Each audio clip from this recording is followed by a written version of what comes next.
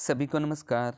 एक बार पुनः स्वागत है आपका हमारे YouTube चैनल पर। तो प्रिय विद्यार्थियों, इस वीडियो में आज हम अध्यापन करने वाले हैं प्रारंभिक शिक्षा पूर्णता प्रमाण पत्र परीक्षा जो 2024 की वार्षिक परीक्षा है।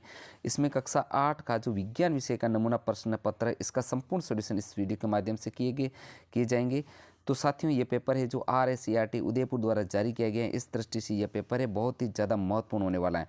तो प्रिय विद्यार्थियों, आपसे रिक्वेस्ट है, वीडियो को लाइक तथा शेयर कीजिए तथा चैनल पर अगर नए हैं तो चैनल को सब्सक्राइब जरूर कीजिएगा।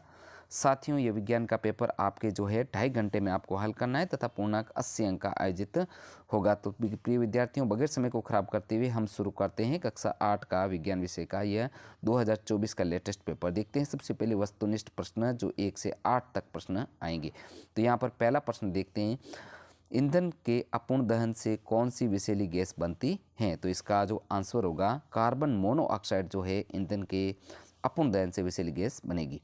नेक्स्ट है आगे, घरों में कौन सा द्रव ईंधन काम आता है? तो घरों में जो है LPG गैस काम आती है, सही उत्तर होगा अ। नेक्स्ट आगे देखते हैं, प्रश्न संख्या 3 है जो आप वनोन्मूलन को रोकने के लिए क्या सुझाव देंगे? तो यहाँ पर जो है उपयुक्त सभी है। तो कौन कौन से? कागज़ का पुनः उपयोग करना चाहिए, कागज़ का पुनर्चक्रण और कागज़ की बचत करना। ये तीनों है जो वनों को उन्मूलन से रोकने का सुझाव होगा। तो अपना राइट आंसर होगा द। नेक्स्ट है अगला, आवर्ती का मात्रक है, तो आवर्ती का मात्रक होगा हर टच। नेक्स्ट प्रश्न देखते हैं 5 नंबर, आवासीय क्षेत्रों में ध्वनि प्रदूषण कम करने हेतु आप अपने मित्र को निम्न में से क्या सुझाव देंगे? तो यहाँ पर जो है सही उत्तर होगा द। जैसे टेलीविज़न रेडियो को ध्वनि प्रबलता कम करना, औद्योगिक मशीनों को शहर से दूर लगवाना और वाहनों के हॉर्न का उपयोग कम करना। तो ये जो सुझाव है उपयुक्त सभी राइट होगा। नेक्स्ट प्रश्न देखते हैं प्रिय विद्यार्थियों, निम्न में से कौन सा पदार्थ विद्युत का सुचालक है? तो यहाँ पर जो है रबर, लकड़ी, प्लास्टिक। यहाँ पर राइट आंसर होगा अपना एल्यूमिनियम जो है विद्युत का सुचालक है। नेक्स्ट है आगे प्रश्न संख्या 7 है जो गैस बर्नर, साइकिल का हैंडल, पहियों के रिम आदि पर क्रोमियम का विद्युत लेपन क्यों किया जाता है? तो यहाँ पर जो है उपयुक्त सभी आंसर अपना सही है। जैसे क्रोमियम चमकदार होती हैं, यह संसारित नहीं होती हैं, यह खरोंचों का प्रतिरोध करती हैं। तो अपना राइट आंसर होगा उपयुक्त सभी। नेक्स्ट है 8 नंबर प्रश्न, आप निम्न में से किसी घर्षण द्वारा आसानी से आवेशित नहीं कर सकते। तो यहाँ पर जो आंसर होगा तांबे की वस्तु, सही उत्तर होगा स। नेक्स्ट आगे देखते हैं, अब यहाँ पर 8 प्रश्न पूर्ण होने के बाद में अति लघुतरात्मक प्रश्न आपको आएंगे जो 9 से 12 तक प्रश्न होंगे। तो इसका पहला प्रश्न देखते हैं 9 नंबर कि निम्न में से सिंचाई के पारंपरिक व आधुनिक साधनों को सारणी के रूप में लिखिए। तो यहाँ पर जो है सिंचाई के परंपरागत साधन और आधुनिक साधन, इनको आपको सारणी बना करके लिखना है। जैसे यहाँ पर आपको लिखना है मोट, ड्रिप तंत्र, ढेकली, छिड़काव तंत्र, रहट।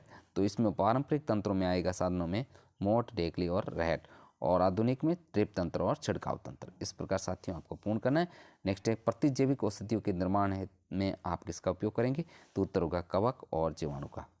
नेक्स्ट 11 नंबर, LPG तथा CNG का पूरा नाम लिखिए। तो उत्तर होगा LPG यानी कि लिक्विफाइड पेट्रोलियम गैस, द्रवित पेट्रोलियम गैस प्रोपेन और ब्यूटेन का मिश्रण होती है, जबकि CNG संपीड़ित प्राकृतिक गैस कॉम्पैक्ट नेचुरल गैस होगा इसका अंग्रेजी में। ठीक है, इस प्रकार साथ इसको पूर्ण करना है। अब आगे है प्रश्न संख्या 12, खिलाड़ी कीलदार जूते का उपयोग क्यों करते हैं? तो उत्तर होगा कीलदार जूते स्पाइकस के घर्षण बढ़ जाता है जिससे दौड़ने में आसानी होती है। नेक्स्ट प्रश्न है आगे, मिलान कीजिए। तो यहाँ पर जो है मिलान से संबंधित प्रश्न है। तो रासायनिक उर्वरक का आपको मिलान करना है यूरिया और सुपर फास्फेट, कार्बनिक खाद, पशु अपशिष्ट, गोबर और पादप से अवशेष, खरीफ फसल चावल और मक्का, और थ्रेसिंग अनाज के दानों को भूसों से अलग करना थ्रेसिंग कहलाती है। आगे प्रश्न देखते हैं, प्रश्न संख्या 14, नाइट्रोजन स्थिरीकरण और राइबोसोम जीवाणु के महत्व को समझाइए। तो इसका उत्तर आपको लिखना है पौधे वायु से नाइट्रोजन का प्रयोग नहीं कर सकते। फलीदार फसलों की ग्रंथियों में रहने वाले राइबोसोम जीवाणु द्वारा हवा के नाइट्रोजन को नाइट्रेट यौगिकों में बदलकर मिट्टी में छोड़ देते हैं जिससे वह उत्पाद बन जाती है। इस प्रयास को पूर्ण करना है। नेक्स्ट आगे देखते हैं प्रश्न संख्या 15, निम्नलिखित कथनों के सामने सत्य असत्य लिखिए। तो यहाँ पर जैसे आपको 15 नंबर सत्य असत्य से संबंधित 4 क्वेश्चन आएंगे। तो क देखते हैं इसका, जीवाश्म ईंधन समाप्त होने वाले संसाधन है। यह कथन एकदम सत्य है क्योंकि एक न एक दिन जो जीवाश्म ईंधन है वो समाप्त होंगे। अगला, कोयला व पेट्रोलियम असीमित संसाधन, यह कथन असत्य है। कोयला और पेट्रोलियम जो है असीमित नहीं है, ये सीमित संसाधन और एक न दिन ये खत्म होंगे, इस वजह से ये असत्य हुआ। नेक्स्ट है कोलतार विभिन्न पदार्थों का मिश्रण है, यह कथन सत्य है। नेक्स्ट आगे पैराफिन मोम का उपयोग मरहम, मोमबत्ती, वैसलीन आदि बनाने में किया जाता है, यह कथन सत्य है। आगे है प्रश्न संख्या 16, दहन और ज्वाला में कोई दो अंतर लिखिए। तो इसका उत्तर आपको लिखना है दहन और ज्वाला ऐसा रासायनिक प्रभाव जिसमें ऊष्मा उत्पन्न होती है दहन कहलाता है। जैसे स्वतः दहन, तीव्र दहन और विस्फोट, तीन प्रकार के होते हैं दहन। और ज्वाला, दहन का दिखाई देने वाला भाग ज्वाला कहलाता है। दहन का दिखाई देने वाला भाग ज्वाला कहलाता है, जैसे अदृप्त क्षेत्र, द्वीप क्षेत्र और ज्योतिज क्षेत्र। नेक्स्ट आगे निम्नलिखित का जो आशय स्पष्ट करना है। अब जो शब्द हैं रेड डाटा बुक और जैव विविधता, इनका आपको टिप्पणी लिखनी है।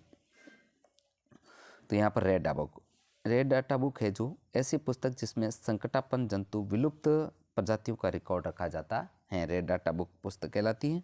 और जैव विविधता, किसी विशेष क्षेत्र में पाए जाने वाले विभिन्न सजीवों को जैव विविधता कहते हैं।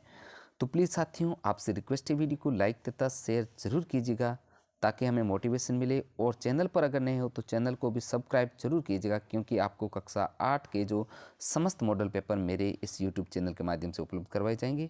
तो साथियों, अगला जो प्रश्न देखते हैं 18 नंबर, जो रिक्त स्थानों की पूर्ति उचित शब्दों द्वारा कीजिए। तो यहाँ पर द्विखंडन, हाइड्रा, जरायुज, अंडपरजज, संलयन और निषेचन, ये कुछ शब्द हैं, इनको भरना है आपको। तो अमीबा में द्विखंडन द्वारा जनन होता है, अंडाणु या शुक्राणु का संलयन निषेचन कहलाता है।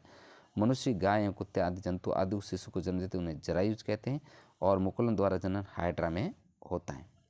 नेक्स्ट आगे देखते हैं, दाब और बल में संबंध जो है सूत्र द्वारा समझाइए। तो दाब है जो प्रति एकांक क्षेत्रफल द्वारा पर लगने वाले बल को दाब कहते हैं। दाब बराबर बल बट्टा क्षेत्रफल, मात्रक इसका जो है पास्कल। अब है उदाहरण देकर बताइए, समझाइए कि घर्षण शत्रु तथा मित्र दोनों कैसे हैं। इसका उत्तर आपको लिखना है। किस जो है घर्षण शत्रु हैं सबसे पहले, क्योंकि ये घिस जाता है, मशीनों में टूट फूट होती हैं और ऊष्मा खर्च होती है। अब घर्षण मित्र किस प्रकार होगा कि घर्षण के कारण चलना संभव है, घर्षण के कारण बोलना और लिखना संभव है, भवन निर्माण में संभव होता है। तो इस प्रकार घर्षण जो है मित्र तथा शत्रु दोनों हैं। अब आगे निम्नलिखित की व्याख्या करनी है। तो यहाँ पर जो है सुचालक पदार्थ और विद्युत धारा का रासायनिक पदार्थ। तो सबसे पहले सुचालक पदार्थ, इसको देखते हैं। जिसमें विद्युत धारा प्रवाहित होती है उन पदार्थों को सुचालक पदार्थ कहते हैं, जैसे सोना, तांबा और चांदी। विद्युत का रासायनिक प्रभाव, किसी चालक विलयन में विद्युत धारा प्रवाहित करते हैं तो वह अपने अवयवों में विभक्त हो जाती है, इसे विद्युत धारा का रासायनिक प्रभाव कहते हैं। नेक्स्ट आगे है प्रश्न 22, अपने नेत्रों की उचित देखभाल करने के लिए 2 सुझाव दीजिए। तो यहाँ पर जो है आँख को स्वच्छ पानी से धोना चाहिए और तेज प्रकाश या तेज धूप में चश्मे का उपयोग करना चाहिए। नेक्स्ट आगे प्रश्न संख्या 23, सड़क सुरक्षा से संबंधित 2 नियम लिखिए। और बाहरी निषेचन व आंतरिक निषेचन को 2 अंतर और मानवकरण का चित्र बनाना है। यहाँ से जो है 3 से अवशद। इसके अथवा में कौन सा प्रश्न है, वाहन चलाते समय जो किन किन बातों का ध्यान रखना चाहिए, अलैंगिक जनन और ध्वनि प्रदूषण को रोकने के उपाय। तो यहाँ पर देखते हैं, सबसे पहले वाहन प्रश्न है सड़क सुरक्षा से संबंधित 2 नियम। एक तो फुटपाथ का प्रयोग करें और बाईं ओर चलना चाहिए और शराब पीकर गाड़ी नहीं चलानी चाहिए। अब आंतरिक निषेचन और बाहरी निषेचन में अंतर। तो आंतरिक निषेचन जो मादा के शरीर में होता है, गाय, मनुष्य और कुत्ता, जबकि बाहरी निषेचन मादा के शरीर के बाहर होता है और मेंढक और मछली आदि में। और मानव कण का जो चित्र है साथियों, यह आपको स्वयं पाठ्यपुस्तक से देख करके अच्छे से बनाना है। नेक्स्ट आगे प्रश्न है जो 24 नंबर है, जो संतुलित आहार से आप क्या समझते हैं, भोजन में आवश्यक पोषक पदार्थों का क्या महत्व है। इसका ब है बल किसी आकृति की वस्तु की आकृति में परिवर्तन कर सकता है, उदाहरण देकर स्पष्ट कीजिए। इसके अथवा में मनुष्य का शरीर के अंतःस्रावी ग्रंथियों के नाम लिखकर उनकी स्थिति का नामांकन चित्र बनाइए। और द्रव बर्तन की दीवारों पर दबाव डालता है, चित्र बनाकर बताइए। इसको आपको स्वयं जो है आपको हल करना है पाठ्यपुस्तक से देख करके। अब जो है संतुलित आहार का हमने पढ़ा था, ये जो प्रश्न है इसका अ का इसका आंसर हम देखते हैं नीचे। संतुलित आहार ऐसा आहार जिसमें भोजन पोषक तत्व सभी विद्वान होते हैं, भोजन के पोषक तत्व विद्वान होते हैं, जैसे प्रोटीन, कार्बोहाइड्रेट, वसा, विटामिन, खनिज लवण सभी तत्व विद्वान होते हैं जल आदि, उसे संतुलित आहार कहते हैं। ये पोषक तत्व शरीर को ऊर्जा प्रदान करते हैं। अब दूसरा प्रश्न था इसका, जो ब का उत्तर है, बल लगने पर वस्तु की आकृति परिवर्तित हो जाती है, जैसे गेंद या गुब्बारे के दबाने से और उसकी आकृति बदल जाती है। नेक्स्ट प्रश्न है 25 नंबर, जो त्वरित चालक बनाकर चित्र बनाकर समझाइए कि ये किस प्रकार भवनों से बचाने में सहायक होता है और परावर्तन कितने प्रकार का होता है, चित्र बनाकर समझाइए। तो इसके अथवा में 2 प्रश्न और दे रखे हैं, तो हमने जो ये इसको देख लेते हैं। सबसे पहले त्वरित चालक, ये जो भवन है, भवन के ऊपर त्वरित चालक बनाया गया है, ये एंटीना टाइप बनाया जाए, इसको आपको ऐसा करना है। इसमें भवन निर्माण के समय उसकी दीवार की धातु में छड़ स्थापित की जाती है और जो त्वरित के भवन की सुरक्षा प्रदान करता है।